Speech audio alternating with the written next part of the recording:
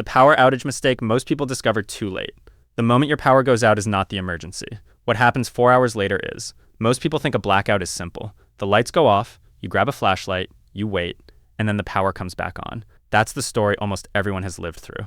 A short outage. An inconvenience. Nothing more. But that experience is exactly what sets people up to fail during a real outage. Because a short blackout and a long one are not the same event. They just look the same for the first few minutes. By the end of this video, you're going to understand why the actual danger in a blackout usually has nothing to do with darkness. And you're going to know exactly what question you should be asking yourself right now before your power ever goes out, so you're not the person figuring this out in the middle of an emergency.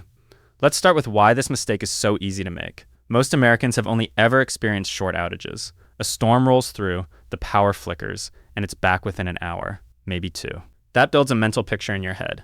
A blackout equals darkness, and darkness is annoying but harmless. You wait it out, and life goes back to normal.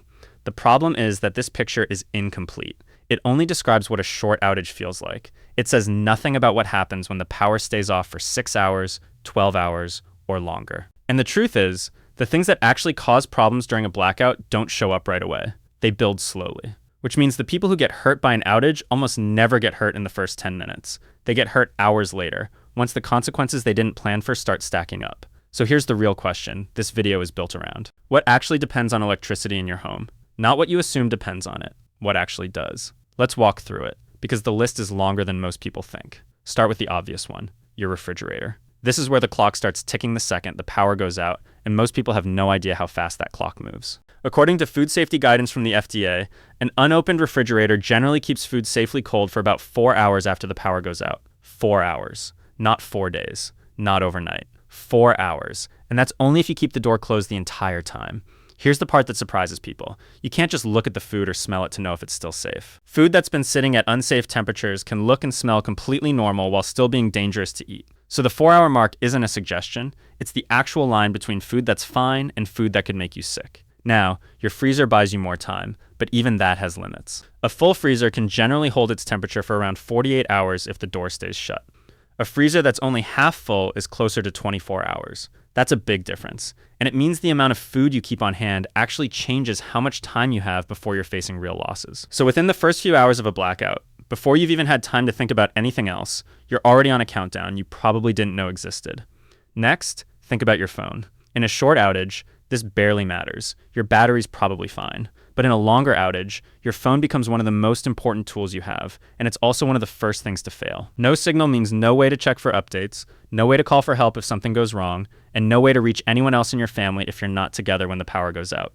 And once your phone dies, you don't just lose entertainment. You lose your main connection to the outside world. This is why having a way to charge your phone that doesn't depend on the wall outlet matters so much. Not a nice extra. A basic requirement if you actually want to stay prepared instead of just feeling prepared. Now let's talk about temperature, because this is where things start to get serious depending on the time of year. If it's the middle of summer and your air conditioning shuts off, your house can get uncomfortably hot within hours and dangerously hot for certain people within a day. If it's winter and your heating system depends on electricity, the same thing applies in reverse. This isn't just about comfort. For older adults, young children, and anyone with certain health conditions, extreme indoor temperatures can turn from uncomfortable to genuinely dangerous, and it happens faster than most people expect. And this leads to the group of people for whom a blackout isn't an inconvenience at all. It's a real emergency from minute one.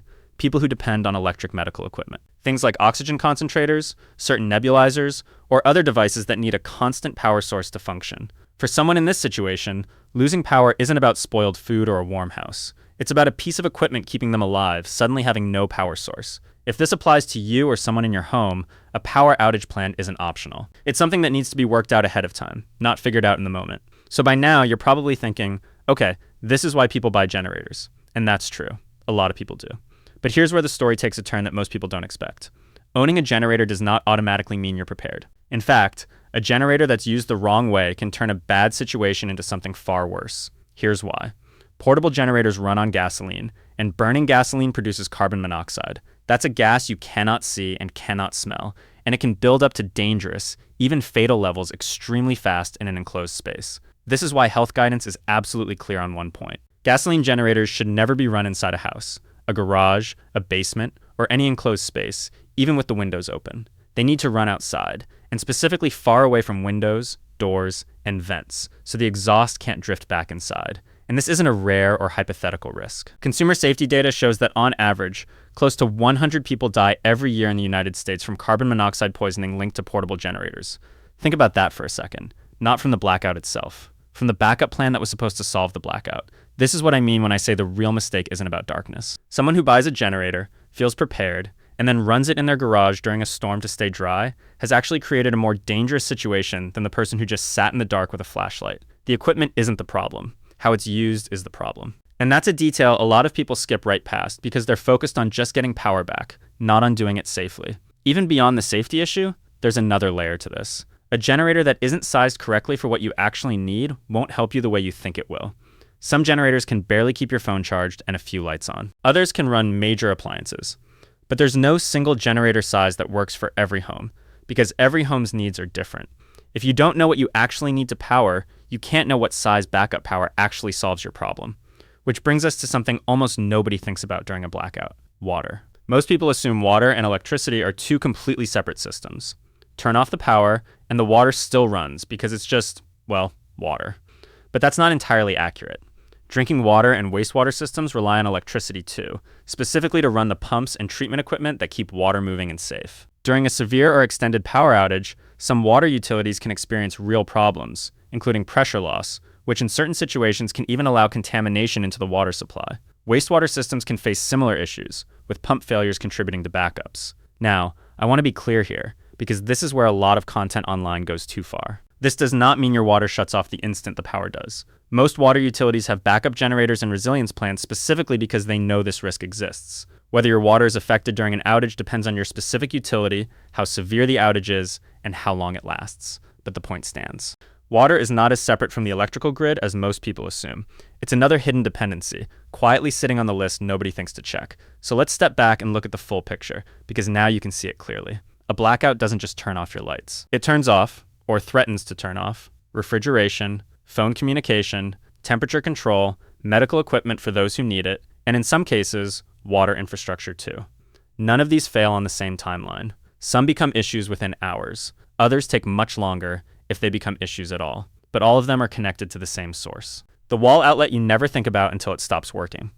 And here's a number that puts this in perspective. According to data from the U.S. Energy Information Administration, the average American household experienced around 11 hours of power interruptions total over the course of 2024. That's nearly double the yearly average from the decade before it. And a huge portion of that, close to 80%, came from major storms, including hurricanes that hit hard in different parts of the country. This isn't a distant, rare event. Outages, especially longer ones tied to severe weather, are a real part of life for a lot of people, and the trend isn't moving in a reassuring direction. So here's the moment where I want you to actually think, not just watch. Imagine your power goes out right now, and you're told it might be back in a few hours, or it might not be back for 2 full days. You don't know which. You have exactly one working outlet in your entire house for that entire time. What do you plug into it? Your phone charger, so you can stay connected. Your refrigerator, so your food doesn't spoil? A fan or a small heater, depending on the season? A medical device, if that applies to you? You can only pick one. That question is uncomfortable, and it's supposed to be.